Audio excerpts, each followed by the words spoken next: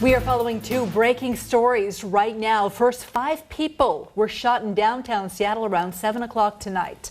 And a protest is taking place downtown too. Police say the shooting and the protest are not related. Investigators say 2 of those victims have life-threatening injuries. Seattle police are still looking for the shooter. They say this all started out as an argument. Police got there quickly because of the anti-Trump rally just a few blocks away. They say the shooting has nothing to do with that protest. Good evening, I'm David Espinosa Hall. And I'm Amanda Grace. We want to begin with the anti-Trump protest happening downtown. And King 5's Lori Matsukawa and John Langler have been following that protest. 5 o'clock.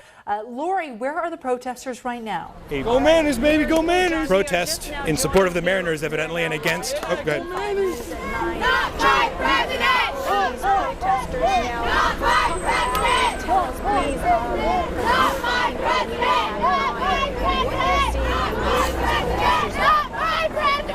Not my president! Okay, Lori. So this, as you mentioned, this started in Westlake Plaza at about 5 o'clock. And this is an anti-Trump rally. The election last night of Republican Donald Trump into the Oval Office has spurred on this protest. The chants have been a variety of "not my president," "he doesn't represent us." The protest made its way from downtown up to Capitol Hill, then up north to the U District, kind of circled around there, went up to the entrance to I-5, did not get on the freeway, stopped traffic in a variety of places.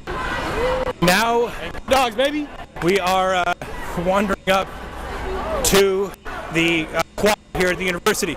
Now, this has been peaceful from the beginning, at least since I've been a part of it. I acknowledge that there has been some situation down in Westlake that may or may not be connected, and you'll have to fill me in on that. But this is a loud, frustrated, but peaceful group.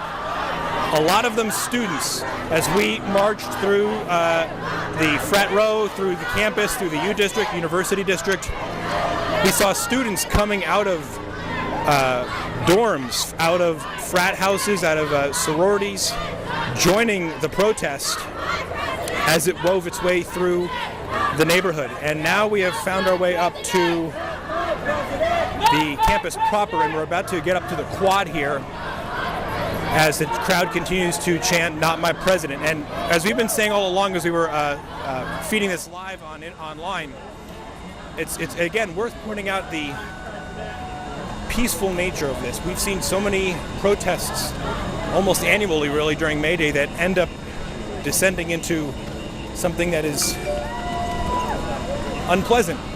And oh my gosh, look at this crowd. We just came up now on the quad. Look at the number of people here. John, base of the let hall. me interrupt you right here. An immense number of people. It's interesting to us because we have been looking at this crowd from Sky King's point of view. There are hundreds of people gathered there in the quad, and so your reaction was very interesting because it is a pretty spectacular crowd. This is just a part of the crowd too that initially started from Westlake, because there were 5,000 according to Seattle police that started from Westlake, made a huge quadrangle march all around downtown, up to Capitol Hill, up north to the U District, down to I-5, and now back to the quad. They are cheering. They are in terrific spirits. They feel like they are in solidarity with one another.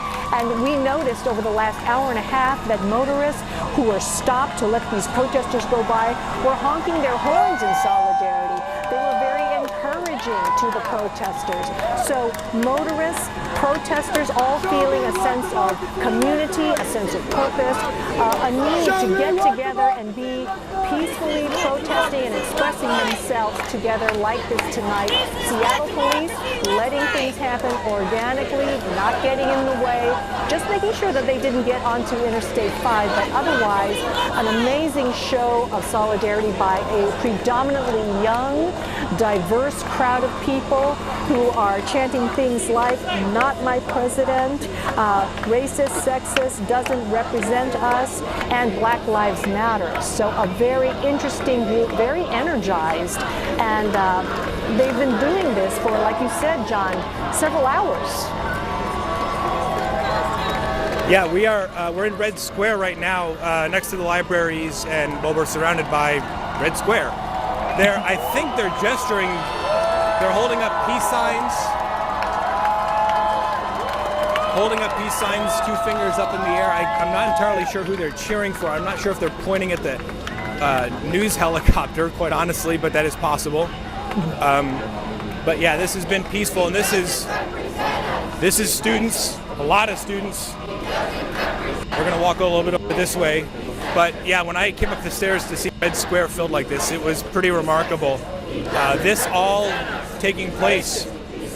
I mean, think about it. It hasn't really been that long since a new president was elected, and this is in their minds what democracy looks like. And this is a peaceful exercise. This is one of frustration. This is one where people who feel like they are not represented by Mr. Trump And John, we have to remind are exercising our their viewers voice, as well are that exercising these, their freedom, Lori.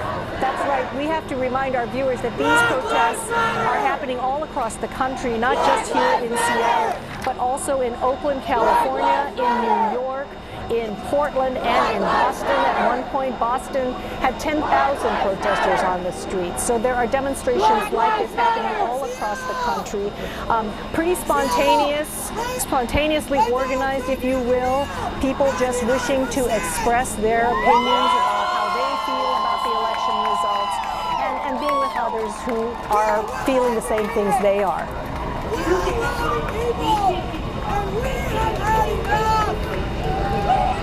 I'm going to try and get Joseph. Excuse me, sorry. We're trying to navigate our way on these steps here. Look down, Lori, if you can look down, just a view of the humanity. You know, we couldn't really tell as we were walking. I got it. It's fine. My body, my choice, the chant now. As we were walking through, I'll let you listen. Let me let you listen first. Everybody had choice. My body, my choice. Everybody had choice. My body, my choice. Everybody had choice. My body, my choice. Everybody had choice. My body, my choice. Everybody had choice. My body, my choice. Everybody had choice. My body, my choice. Everybody had choice. My body, my choice. Everybody had choice. My body, my choice. Everybody had choice. Lori, we couldn't really get a fair understanding from ground level walking through the university to see just how big the crowd was. Certainly some people were here already when we got here, but just an immense crowd here in Red Square. We're going to walk up the steps a little bit. Hey, so Dave, are you guys not power? Back to you in the studio. All right, thank you so much, John. And as we take it back to David and Amanda, we can see from Sky King the size of the crowd. John Langler was astounded when he came up the steps to Red Square and saw the size of this crowd. This crowd seems to be a lot larger than it was even an hour ago as they made their way from Capitol Hill to the University District. So a lot of rallying happening now at Red Square. We toss it back to you. Lori, John Langler, thank you so much. Again, we're looking at these pictures from Sky King above the scene. Are these the pictures from Seattle or from Oakland? Okay.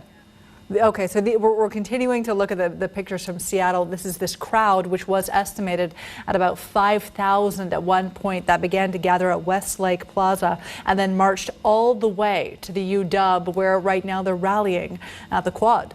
Yeah, large crowd, very passionate crowd. So we want to move from images here, where we are. Let's move now to Oakland. These are live pictures that you are checking out right now. Demonstrators are marching in Oakland tonight as we speak for a second night of protesting. This is all against Donald Trump's election as the next president of the United States of America. Protesters gathered, chanting, quote, "Not our president."